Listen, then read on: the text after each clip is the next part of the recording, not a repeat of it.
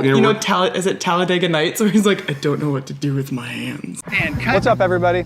I'm Dylan Bartlett, and I have a passion for small business. You're hearing it here first. So we're talking to business owners to find out how they got started and what keeps them driven to succeed. This is In Your Business. Hope we can use that for something. Color grading, videos. Sounds like science, gang. Yeah, please use all of these. We have to switch sides. We can fix all of this in the editing. I'm kidding. He likes it when I make fun of him like that. He makes fun of me all the time. You want to talk about bacon for a sec? Yes. Okay, so why? Okay, a couple questions. Maybe you know the answers to these. Why is bacon so expensive?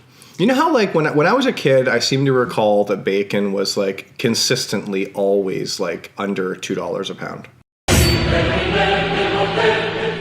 Okay. So I feel like when I was a kid, we always had bacon. You know, like there was always like, it was like bacon felt like it was affordable, you know? And now, and like I'm going to rage about this. I want to know the details about why the bacon industry is charging me so much for, it's not even a pound of bacon anymore. No, it's like a couple slices less. Yeah, like I don't... But they spread them out in the pack to make it look like... Yes, exactly. See, so we're on to them. Yeah, like I never paid attention to bacon prices when I was a kid because you just don't have to worry about that kind of stuff.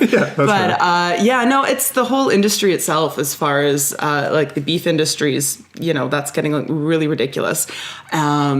And it's affecting everybody, including like everyone in the restaurant industry as well. But the pork, I don't know. It's just the way, I guess, what do you call that? Like inflation? I don't know. Oh, the economy. The economy. Now we're talking about the economy. It's expensive. Meat is expensive. And I think that's one of the reasons why I do a lot of vegetarian and vegan.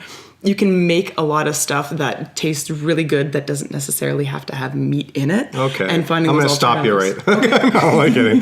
So what my dad will do is he will go to the grocery store, and if bacon is on for it's just an absurdly cheap price, he will buy what I believe to be all of it. Yes. Right? And then he will come home, and then the next time I see him, he'll be like, guess how many packages of bacon I got on the weekend? Right? I do the same thing with butter. Oh, yeah. It's like a real conversation we're having, you know? It's like, and I'll be like, I don't know. And he'll be like, 16. You know, they were cheap. Yeah. You know, they were like $3 a pound or whatever. Yeah. But so, you know, for me personally, I would like it if bacon would have some kind of blowout clearance sale. Yeah, no, I do not understand the grocery store prices. I go there quite a bit because of work, and it's always different every single time. So I do the old lady thing, and I go through the sales and everything else, and I will stock. Yeah, I will stock up. I have a freezer, like I said, full of butter. And I am the good customer who says a limit of 12 pounds per customer. I will do that, and then I'll come back an hour later and buy another 12 pounds. An hour later? I feel like you should just dip out to your car and just come right back in. Put a hat on and some sunglasses.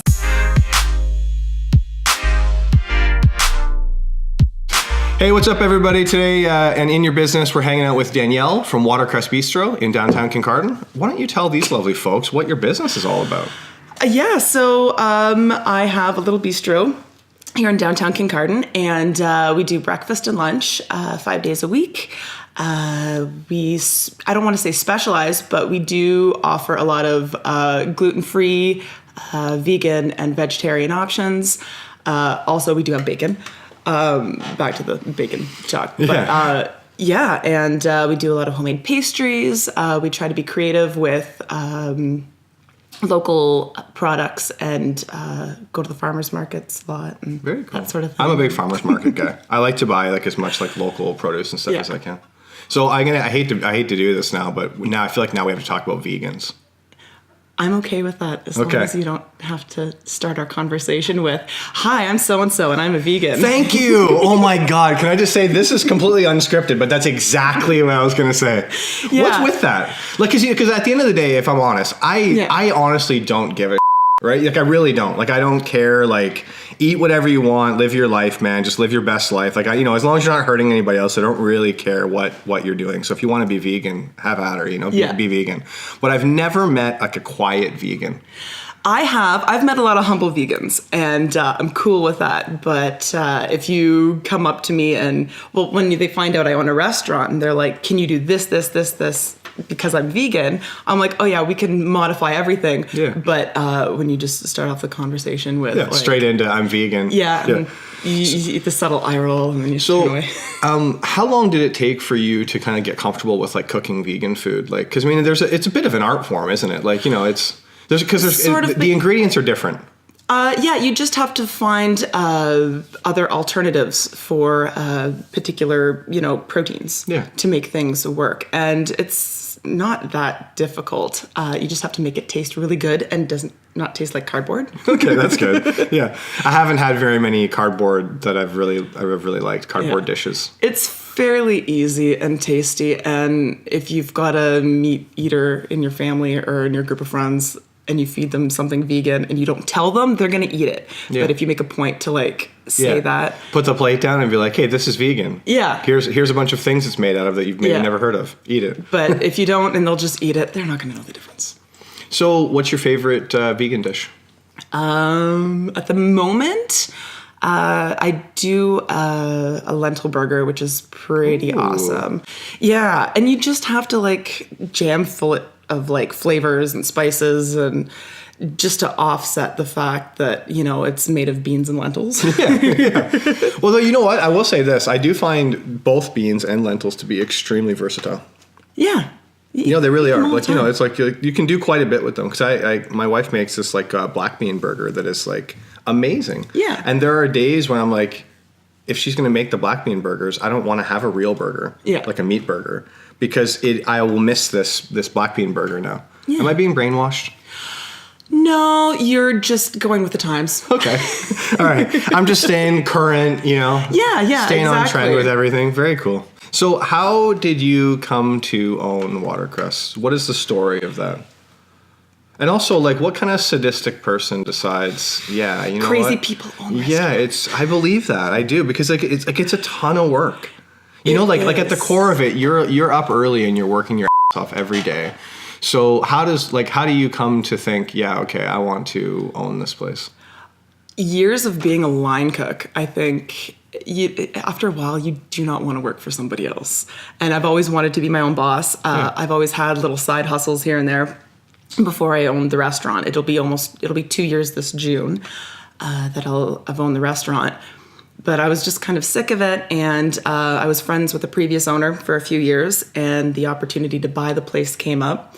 At the time, my daughter was 6 months old, and my son was a year and a half. So again, you want to talk about being crazy? Yeah, seriously. So I was like, you know what? Better now than never. I didn't have a plan for a job afterwards, so I went straight into it, and I've had. Yeah, why not take the equivalent of 3 or 4 jobs all in one? Exactly. Yeah.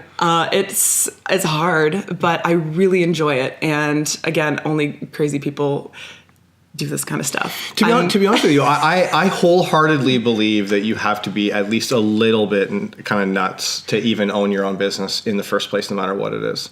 My husband tells me that a lot. Yeah, I really do, because I think it takes a special kind of person, and I mean that both in a good way and a bad way. You know what I mean? Like, it's not, You have to be highly organized. Even on my days off, like I was the kid in the 7th grade. Like, you're given like an agenda, like a day planner. Mine would be full of every single activity that I would have that day, including like snack time. I feel like mine would have the pages ripped out and doodles drawn all over them. I've had very. Working in in particular restaurants, I worked with some amazing chefs, and it's very military style when you work in a restaurant, like especially with like high end restaurants, and you've got 6-7 cooks back there, and it's yes chef, no chef, and your mise en place has to be on point, and what's that? To have that, your setup. Oh, okay. Let's go with setup. Yes, your setup and your timing and that kind of education. Well, not only like college education, but that kind of education out in the workforce definitely helped me be a lot more organized. And even like the girls who I work with, they're amazing. They're seasoned in the restaurant industry. They think it's nuts that I'm that organized and that I do things on my day off. But I also have to put in time with the kids and the family. It's a hard balance. Yeah, I would say so. For sure it is. That's a lot. Yeah. So are you like, when you're back there, are you barking out orders or are you pretty chill? Oh, I'm super chill. We're dancing, singing, yelling. We're probably having very personal conversations really loud, so we have to be careful. So we have to turn up All right. the volume in the dining room. It's very, there's no closed off sort of wall. If you've ever been in the restaurant, there's like a window, and it's like one big family. I love it. That's awesome. Yeah. So I think, as you know, like I'm a massive like diner / breakfast food person. I would say that's like my favorite place to be is like any kind of like all day breakfast type place. You know, I'm a big fan of that. Yeah, we don't do all day breakfast. No. I think you found out the hard way the one time. I did. Yeah, I did. But listen, I've been planning ahead. I've been getting up earlier. I've been getting to your place earlier. Yeah, because I'm not like, I would say, I don't sleep in super late, but I'm definitely real loose with my morning routine. Like I said before, my kids are grown up now, so I don't have to do anything in the morning. You know, like, so I'm really like. See, I've always been a morning person. Even when I worked, I'd go to work at 2:00 in the afternoon, but I'd go to like a workout class at like 7 a.m. So I'd be up all day long, and I'd finish my shift at like 11 o'clock at night. I'm not a big partier drinker afterwards, which is common in the restaurant industry. So I'd be like, all right, go to bed, guys. Yes, okay, I'm gonna go wake up super early. Yeah. See, I'm not a morning person at all at the core of it. So I'm okay to get up early, but on the weekends I don't like to like do anything immediately. So you're 2 years into this so far. How's it been? It's been really good. I've had great feedback with the downtown. I've not only kept quite a bit of the old clientele, like I've changed the menu completely, but I've gained new clientele, and especially with social media. I love Instagram. Yes. I loved it since the get-go. Yeah. It's just a great opportunity to showcase what I'm doing that day with the restaurant, even if it's just like those 24-hour story snippets. Totally. I don't want there to be some sort of like, man hidden behind the curtain sort of thing. Oh, yes. You gotta show them what's going on. Yeah, exactly. I want it to be very fluid between customer and what we're doing. Even with all of our experiments that we do, it might not necessarily work out. I mean, we've burned a lot of stuff too. For sure, yeah, for sure. We've, forgotten to add ingredients to certain things. But it's just nice to know that we're not perfect, but we're trying. And with and also, like, who who doesn't love just food pics in general? Yeah, mine aren't like super fancy with the bright lights. You can buy those boxes now, those white boxes, and we have that crazy stuff. We have one of those. Yeah, I've got, the neon lights in the kitchen with like my stainless steel table. And then once in a while I'll get the window pics to get some natural light in. That's it. To be honest with you, I prefer how you're doing it anyway, because the reality is, like, for a lot of small business owners, it's hard to like turn it into a big production. I think that's when it turns into like, now it's just work. And now it becomes more difficult. Like, if you got to set a bunch of stuff up every time, like, I think you're 100% right. Like, taking a beautiful plate of food, sitting it near a window, and taking a picture with your cell phone is completely appropriate. Like, that's, you don't need to do any more work than that. So what's something that's kind of like cool or interesting, like, that's happening in your business right now? Like, what are you working on? What kind of plots and schemes are you working on for spring? A lot more. We'd like to do our homemade drink specials. So this is mostly going to be in like, I want to say, I don't know when we're going to air this is going to air, but in May, that's when I really start pumping out a lot of our spring specials. We go back into our salad specials, our weekly salad specials. We're going to start doing Italian sodas. We do homemade lemonades, iced teas, our cold coffees, like a lot of stuff to bring people in off the street, because we're not necessarily like considered a takeout place, but we do a ton of it. Yeah. And I know, getting a lot of street, just like people walking down the street, like that's huge for us. So more walk-in traffic for sure. Sorry, and like for me, like because I gotta get my breakfast food. Yes. I get takeout breakfast food all the time, and it's amazing. Yeah. You can get breakfast food in a container and take it out. I always worry when someone orders an eggs Benny, because the hollandaise sauce will either split or dry up, or I feel like that's one of those things that you shouldn't try to eat in your car while driving. No, or if you leave with it, it's like choose your own adventure, buddy, because I don't know what this is going to taste like. And I think I agree with that. I think that if you're gonna order that, maybe you want to just go and sit in there, gang. Yeah, exactly. Yeah. So not all foods travel well. Yeah, no, we do an awesome breakfast burrito that probably will travel well. I've never seen anybody, eat it but like for takeout. But yeah, no, I get a lot of compliments on the burrito. That's awesome. Like, who's somebody locally, like another business owner that you've just really like kind of gotten along with and really like had like a good relationship with and has kind of helped you? Like restaurant wise? No, just in general. Like, yeah, who are you hanging out with around town? Like, who's your business bro? I love like all the like I got like Lewis and Alana across the street are awesome. Yeah. Who I admire the most is Laura from Hog's Breath. Okay. Because she's had that business forever. I'm going to get all blushy right now. But the fact that she was able to like build that business, have a family, and just to be where she is just amazing. And I really look up to her as far as such a cool spot. Like, it's awesome on the inside. Obviously, the building's amazing, but the food's awesome too. Yeah. Like, so yeah, no, I totally get that. That is really cool. And the boys at Tart and Tusk too. Yeah, they're totally awesome. Their cocktails are amazing. So a typical restaurant person just names a bunch of restaurant people. Well, no, and then I've got the girls at across the street from me at Sleepers. Which you guys did the... Yeah, Sadie was here. Yes. She was lovely. Yeah. Yeah, those girls are awesome, so... Like, I think we're lucky in Kincardine that we have so many, like, vibrant, like, excited, you know, like... A lot of young business owners, there is, which I like. Yeah, it's very cool, yeah. It makes for a pretty interesting downtown, for sure. And I think there's, like, a lot of people doing a lot of really awesome stuff right now, which is pretty cool, so... And also, like... Man, is there something better than spring rolling into summer in Kincardine? I mean... I was down at the beach for like probably an hour yesterday, and it was amazing. When you see those street sweepers out, it's like, yeah, let's get after it. What's something that you think, like, long term that you really want to see change for your business? Like, you're a year down the road, a couple years down the road. Like, what's the future for what you want to do? Pay off my business loan. Yeah, but, yeah, for sure. That's a good goal. Yeah, that's kind of one of them. But just introduce a lot more homemade, locally sourced products. I'm always searching for new people with products, not only with, farmers, especially now. I'm getting a lot of my old suppliers back, things that are coming up as far as what they can supply me. Just trying to keep things, as local as I possibly can. Yeah, I love that. There's certain things that you can't do, obviously, but and managing my waste too. That's another big thing. We're really big into composting and recycling because restaurant has a ridiculous amount of waste. The environment. Yeah, and it's big. Let's take care of it. And then again, that's one thing I never really thought of going into into my own restaurant industry is that everything has a cost. Yeah. And waste is a huge part of that. Like, I'm very proud to say we're down to a bag of garbage a day, and I'm open 5 days a week. Yeah. But I feel like I could do better than that. That's a pretty exciting goal, actually. Yeah, and it's hard too because there's a lot of produce waste. Yeah. So, for example, if you process a carrot, you've got to grate it, you take the ends off. Well, that's like 20% of your carrot right there, just gone, and you've compost it.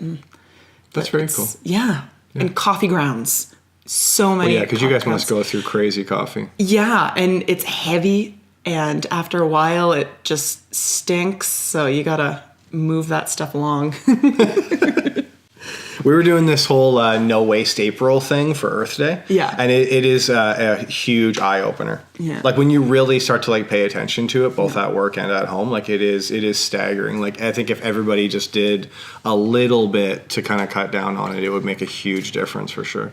Yeah, like with our takeout containers, we deal with a company there. We've got biodegradable straws. Yeah. I've tried the paper straws. They're not fun. I've got kids, like, we go out to, restaurants and they've got the paper straws where they're going to go through like 3 of them because they just chew on them and that sort of thing. You mean kids are just out there being gross? Oh my God, they're so gross. I can't do it. No. Kids are so gross. I don't know. Why are they always being gross? And they're sweaty. So sweaty. Like, I don't understand. And they got these stinks. Like, they have to be bathed every single day, maybe even twice in summer. Yeah. Yeah, I believe that. It's disgusting. They come home, what's this, Mommy? And it's, God only knows if it was alive at one point in their hands. Yeah. So I gotta sanitize them. They better have immune systems of steel by the time they're older. I mean, I think just like the basic concept of them going to school, I'm convinced that like a major point of them going to school is just to build up their immune system. Because it's got to be just like, as much as though they're working hard to like clean it all the time, it's got to be a bit of a cesspool. Like, I mean, kids are disgusting. They're just always like fingers in places. Well, like September is the month where everyone all the kids get sick because they all come back after the summer and just catch all of those bugs. Let's not talk about September. Yeah, no. We gotta live in now. Okay. Do you want to do a few personal questions? Shoot. What's like something that you're into outside of work, like a hobby or an activity that you do that maybe people don't realize? Dance parties. Dance parties. I enjoy, dance parties. And now that I've got kids, I can lure them into my crazy dance party scene. I love it. It's a good way to de-stress. Like you're just in your kitchen, you just... Oh, yeah. Rocking out to whatever. It's the best. Okay, well, while we're talking about rocking out to whatever, what are you rocking out to? What's your what song, what band? Like, what are you listening to right now that you just can't get enough of? At this very moment, I just introduced my kids to Andrew WK. Okay. He is the king of, if you follow him on social media, he is like the ultimate partier. Okay. That's his thing. Yeah. And it's just great rocking out music. Okay. But as far as work goes... Are we talking like full-on headbanging? Oh, yeah. Okay. Like the other day, we were like, I had it in the car and I picked them up and it was beautiful and sunny. Picked the kids up from daycare and I'm rocking out so hard. I'm like, whoa, I got to be careful. I got to drive. I got kids in the back. No, like at work and that, I listen to a lot of an array of like funk, jazz, ska, like anything that you can kind of like cook and like dance and kind of groove to. Yeah, I get that. Yeah, and I'll listen to Britney Spears and I will listen to Spice Girls now that they're celebrating like 20 years now together. Yeah. I was the Spice Girls age. So, yeah, it's just fun. So, like, you were a Spice Girls fan when they first came out? Oh, yeah. I was in the 6th or 7th grade. So, yeah. It was, and I was either Ginger or a Scary Spice. And I had the platform foam shoes with the colors and... No way. Yeah. So you're a super fan. I was. I never saw them in concert, though, because they weren't coming to Northern Ontario, so... Where are you originally from? Espanola. Which is? If you know Ontario, it's 40 minutes west of Sudbury. Okay. It's along the Trans-Canada Highway. It's so up it's there. the first kind of major town off of Manitoulin Island. Okay. It's about a 6-hour drive. Jeez. So what brought you to this area? My husband. Yeah. We met in college, and I didn't follow him out west. We had a mutual friend, and he was moving out west. I want to make that clear. Let's make that clear. I did not follow him out west, but the mutual friend and I, we went out west, and then the mutual friend was heading home at the end of the summer, and I figured, okay, if it hits the fan with this guy and it doesn't work out, I'm gonna go back to Ontario with him. Yeah. And sure enough, it kind of worked out. And 12 years later, we're still together. Just like that. And well, he's from this area, so I didn't even know that this place of Ontario existed. So just like I didn't know that the place of Ontario where you're from existed. Exactly. So, but Ontario's big, man. Yeah. Like if you go for a rip up to where you're talking about, there's a lot of in between places between here and there. Like and then the irony is when you get to Sudbury, there's still like so much more of Ontario. Yeah, people think that I'm north, but we used to go to volleyball tournaments up in like Timmins and Cochrane and up on those places, and that's like 4 or 5 hours further north, and now that's Northern Ontario. Yeah. You're like, listen, you're living in Middle Ontario. Yeah. Right? Yes. Well, you grew up in Middle Ontario. There's like This is Southern Ontario, but there's also Northern Ontario for real. Okay. So do you have any pets? Yes. I have a 7-year-old golden retriever, Oakley. Golden retriever shedder, big time shedder. Yes, this time of year is not fun. We accidentally forgot to bring her to her last grooming appointment, so we're kind of stuck. Accidentally forgot. Yeah. Does anybody? We have busy lives, let me ask you this though: does anybody intentionally forget? No, they shouldn't. Okay. So, and she was my first baby, and then she kind of got put aside once we had the kids. But, I mean, I still love her, but she's just baby number 3 now. She was number 1. Oh, no, poor thing. But she's the best family dog, and she puts up with a lot. And she also gets spoiled like crazy. With little kids, for sure. How are your kids with the dog?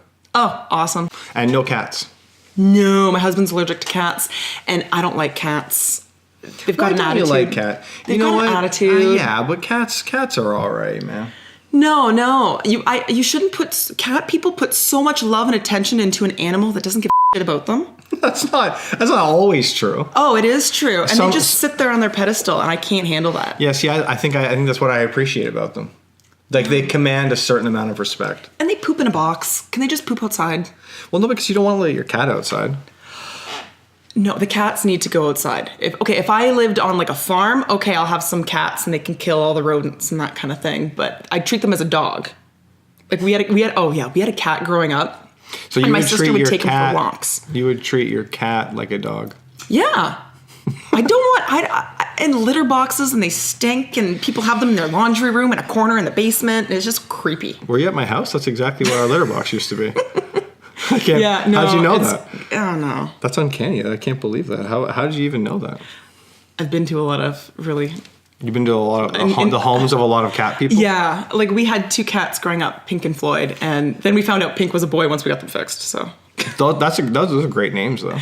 Yeah, my musical influences have a lot to do with my dad.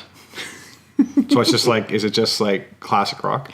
I love a lot of the dad rock is. Oh, like, listen, I don't like it. I don't like when anybody calls anything dad something, right? Because like dads get a bad rap, man. My dad. Like, so what's dad rock then to you? Chilliwack, Boston. Oh no. Well, yeah, Floyd. Pink Floyd, fine. What have you been listening to lately? Oh, I've been listening to a lot of Joe Cocker, Eagles. But that's just like fun music to me. Yeah. Listen, this is my disclaimer to everybody. Stop putting dad in front of things. Dad jokes, dad bod. You know? Like, it's not okay. Dads are getting roasted out here, man. Like, I don't appreciate it. It's better than mom bod. Mom jeans, though, I have to admit, are the most comfiest jeans ever. They go right up past almost below your boobs, and it's great. You can go out and have like wing night, and you can still like fit into those jeans. Fashion. Now we're just talking about fashion. Mom jeans, let's bring them back. Oh, they are back, and they're great. Do you remember when Barack Obama had kind of this dad jeans situation? Was he wearing like New Balance shoes too? That's something my dad would do. He was actually, yeah. So you saw the picture for sure.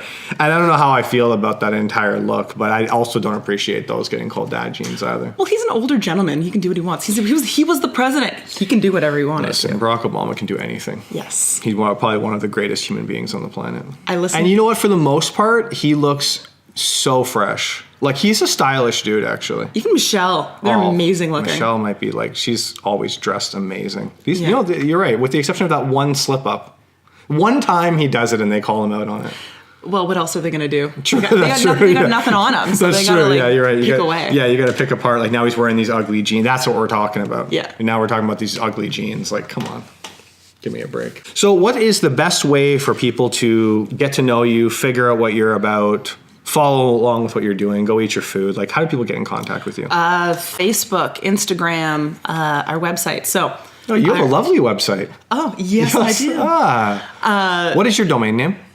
Watercresskincardine.com. Very cool. And our Facebook and Instagram is Watercress Kincardine.